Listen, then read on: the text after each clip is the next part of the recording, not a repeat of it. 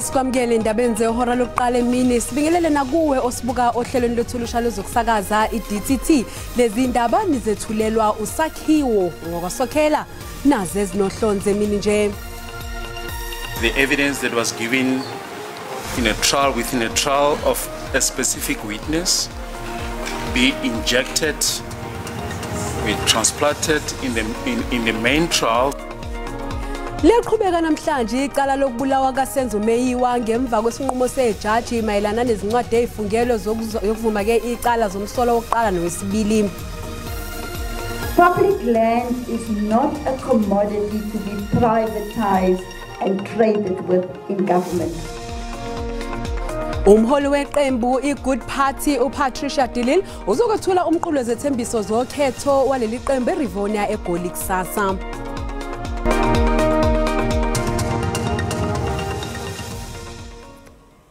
Beselibambezeleke inyanga ezinhlanu icala lokubulawa kaSenzo Meyiwa njengoba bekusabanjwe isigcawu somxhantela kulo leli cala. Njengoba ke namhlanje liqhubeka inkantolo ibize ufakazo ke wafika ngaphambilini uKenneth Mohale Raphadu ukuba azoqhubeka nokufunda ubufakazi bakhe. Isigcawu somxhantela wecala lokubulawa kaSenzo Meyiwa bese sithatha inyanga ezinhlanu kanje ngoba seqhubeka icala nje umshushiso wombuso advocate George Baloyi uthi ubufakazi obutholakala kulesi sigcawu somxhantela buzosetshenziswa ecaleni manje. The evidence that was given in a trial within a trial of a specific witness be injected, be transplanted in the main trial so that this witness doesn't have to repeat. Ngandolo ibiza ufakazi okwavela phambilini uColonel Mohale Raphadu. uRaphadu uqhubeke wafunda ubufakazi bakhe obhalwe phansi nobuyinkulumo mpendulwane phakathi kwakhe nomsolwa uBongani Ntanzi. Are you still prepared to make a statement? I would like to know your source of information regarding the proposed statement you wish to make. And then the accused response was, I was involved in the crime scene. Ngenkathi eqhubeka efunda ubufakazi bakhe uRaphadu kuyavela ukuthi zangaphoqa uNtanzi ukubenza istatement. uRaphadu uqhubeke wafunda okwasho nguye uNtanzi. During mid-October 2014, I received a call from a friend, Mtokosizeni, who was with Mapisa. He informed me about an urgent work that needs to be done and they need my assistance. Licala liyaqhubeka. Iphini likaMengameli wezwe uPaul Mashatile usephosele inselelo imboni nezimayini ezakhele eNorthwest ngokuthi zifake imali ukwelekelela uhulumeni ohlelweni lokuhlinzeka ngezidingo zomphakathi. uMashatile uhambele isifunda saseBujanala ngokohlelo lukahulumeni njengoba kwethula inhlelo ezahlukene zenqalasizinda. Iphini likaMengameli uPaul Mashatile ekseni namhlanje uqale uhambo lwakhe ngokuyovula ngokusemthethweni isikole samabanga aphansi iSaraleng ePark de Kral nesakhiwe uhulumeni wesifundazwe ngemali engaphezulu kuka25 million amarandi. Lesi sikole sizolekelela kakhulu neningi lezingane ezihlala emjondolo yakule ndawo ePark de Kral. uMashatile unxenxe inkampani nezimayini zezimboni zesifundazwe ngokuthi zifake isandla ukwelekelela uhulumeni ngokuthuthukiswa kwezakhamuzi zaseNorthwest. Here in the Northwest you have mining companies. We need to invite them to work with us because there are resources in the private sector. We must also invite the private sector to work with us, to build schools, to deal with these issues that Premier Buankatsonata, the potholes, sort out the problem at SABC, because in other areas people have challenges SABC. But we are going to make sure as the governing party we address these challenges. uMashatile uzokwedlulela esikhungweni sezempilo somphakathi eTlhabane nalapho ezokwethula khona umshini omkhulukazi wesimanje we-X-ray nokubhekeke ukuthi wehlise umthwalo kumalungu omphakathi okumanje ahamba ibanga elide ukuze athole usizo lwezempilo.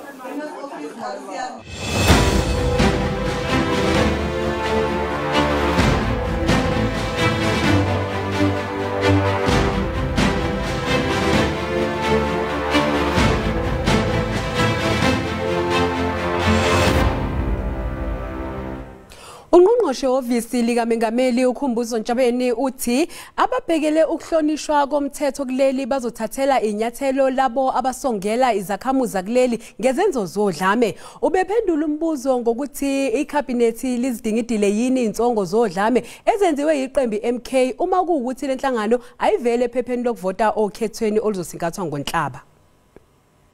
Ungqongqoshe wofisi likamengameli uKhumbuzo Ntshabeni ukubeke kwacaca ukuthi uhulumeni uzokwenza konke okusemandleni uqinisekisa ukuthi kuba nokhetho olukhululekile olungenakho ukwenzelela. Lokhu kuza emva kwezinsongo zodlame ezenziwe yiqembu MK uma kuwukuthi lenhlangano ayivele ephepheni lokuvota okhethweni lwalonyaka. As for the MK party, people who are threatening people, there was no discussion in cabinet, but law enforcement agencies must do its work to apprehend those who intimidate South Africans as instructed by the president, that there's nobody who's going to intimidate South Africans. There will be free and fair elections in this country. We'll protect it with all we have. uNtshabeni uphinde wabuzwa ukuthi ingabe ikhabinethi libe nazo yini izingxoxo mayelana nesinqumo seParliament sokuvala ihhovisi lenxusa lakwa-Israel kuleli. What is at focus is that the people of Gaza, Rafah, and the West Bank are continuing to be killed.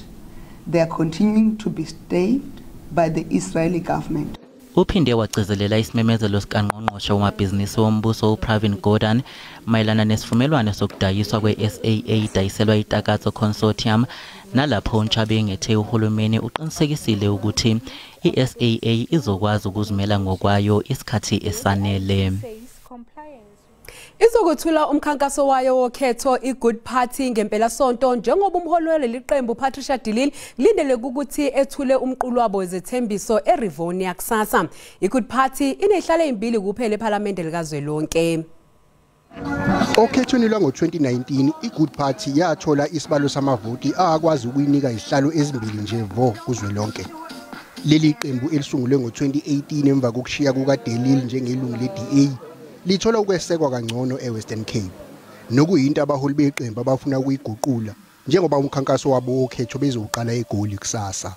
I have been deeply encouraged by the response and the support that this message of good has prompted in our country.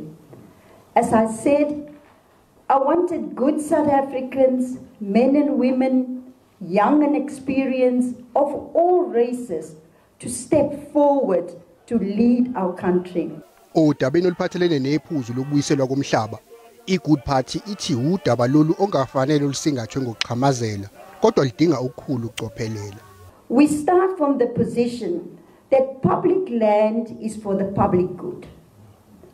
Public land is not a commodity to be privatized and traded with in government. Its first purpose must be to serve the public good.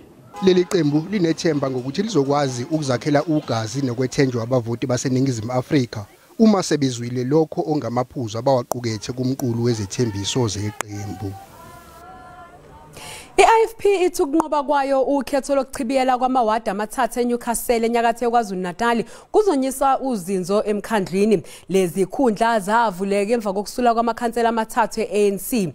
Kanti kusenjalo kolunye ukhetho lokuchibiyela kumasipala waseMshwathi eNew Hanover eduze kwaseMgungundlovu iANC inqobe kahle yagcina leli wadi.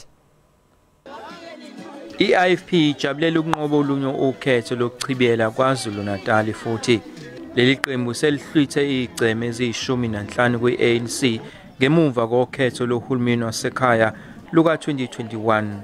Ngale kwalokhu kunqoba kusekhona isidingo sokuphatha lo masipala waseNewcastle ngokubambisana. So njengamanje akukho iqembu esingathi lingakwazi ukuyiphathela wodwa umkhandlu, sengaba ukuxoxisana phakathi kwalamaqembu anezihlalo eziningi uANC neIFP exoxisana nalawa amanye amaqembu asemkhandlwini. IFP ithi sebenzisana namaqembu afana neDA, Team Sugar SA, Action SA neNFP ukuthola izihlalo ezingu-41 emkhandlwini onezihlalo ezingu-67. Leli qembu lithi ukunqoba kwalo kwakamuva kuzoletha uzinzo. Bekunesimo nje sibi nesikhona nengifisa ukuthoza ukuthi bafunde ukuthi uma usungenile wayikhansela isigqoko noma iskipa sezepolitiki noma ukuthi uqhamuka kiphi inhlangano kumele ubeke eceleni sivuma ukusebenzisana. Abavoti basemadadeni naseBlaaubosch bazwakalise ukuthi bona bavotela ukuletha inguquko emphakathini yabo. Besishoda ngomgwaqo sinama toilets. Imigwaqo phela nayo ukuthi ingane ethola imisebenzi. Inhlangano ebhekele ezokhetho kuleli iIEC ithi azikho ihibe ebikiwe kulolu khetho lokuchibiyela kwaZulu Natali. Eyindabeni ze-SABC nginguvusi Khumalo eNewcastle. Bukela isathi qhu ezitolo kanti masibuya sizokuphathela udaba oluthi. As explained previously, we unfortunately have zero control over natural events such as the lightning strike that affected the Econoc power station. Imeya yomkhandlu dolobha iGoli uKabelo Gwamanda kanye nezikhulu zeJohannesburg Water babambe isithangamina bezindaba namhlanje njengoba sekhona indawo engenawo amanzi eGoli.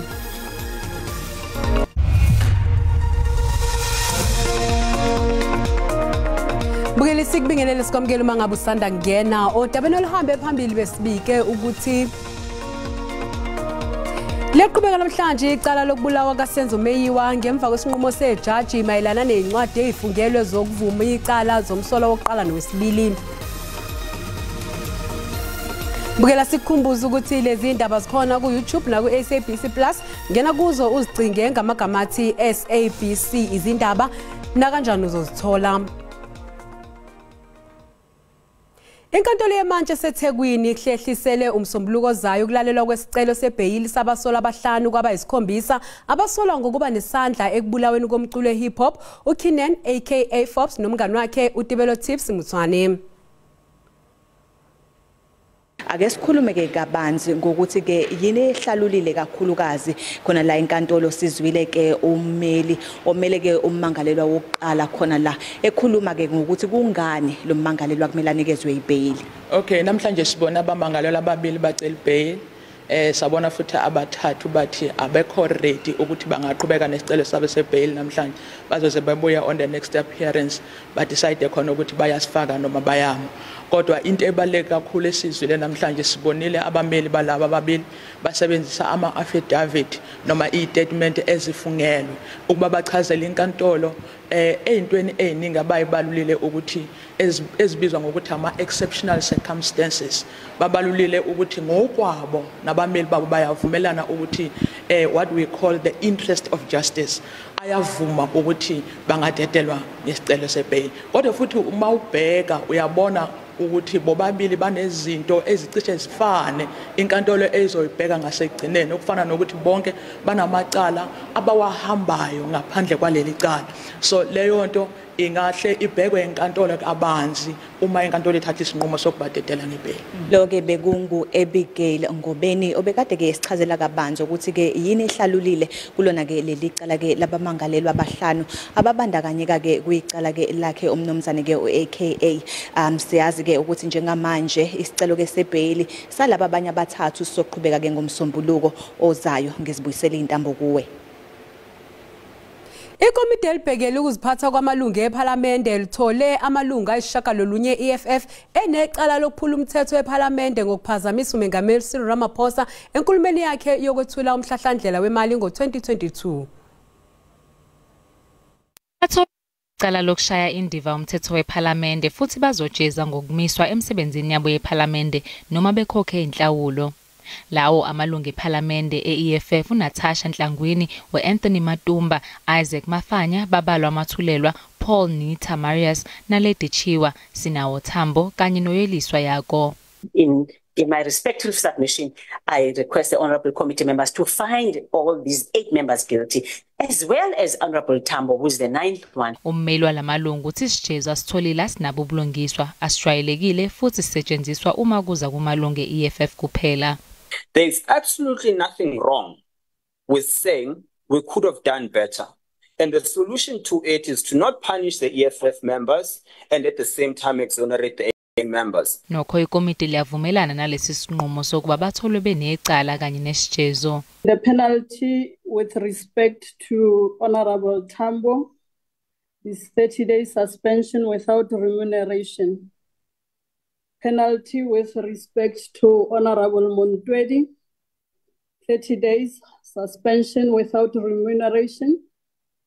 Penalty with respect to Honorable Ntlangwini is also 30 days suspension without remuneration.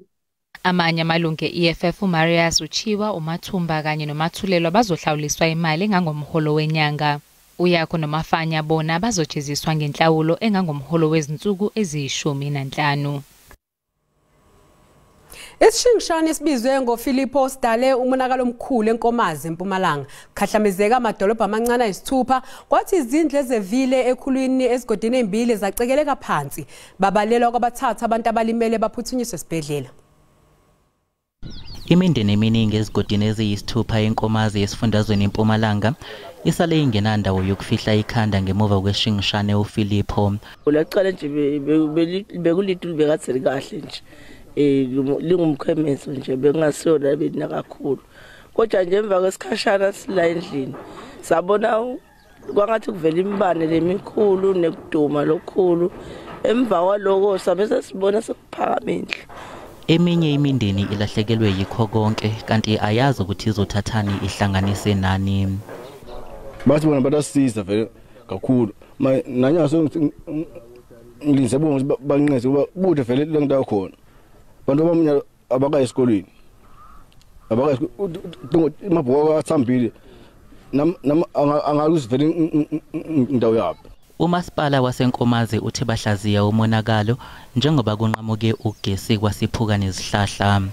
Sibalo salamakhaya lawo la limele alinyadwa ngilesiphepho lebesihambisana nemvula siya ngokunyuka.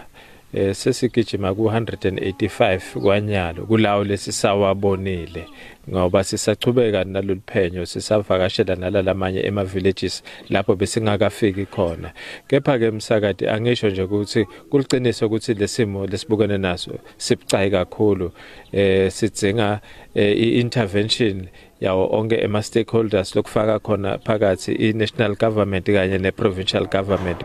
Yize kunjalo kepha izakhamuzi azigculisekile ngokushaya ngolonwabo kokuhlinzekwa kwazo ngosizo.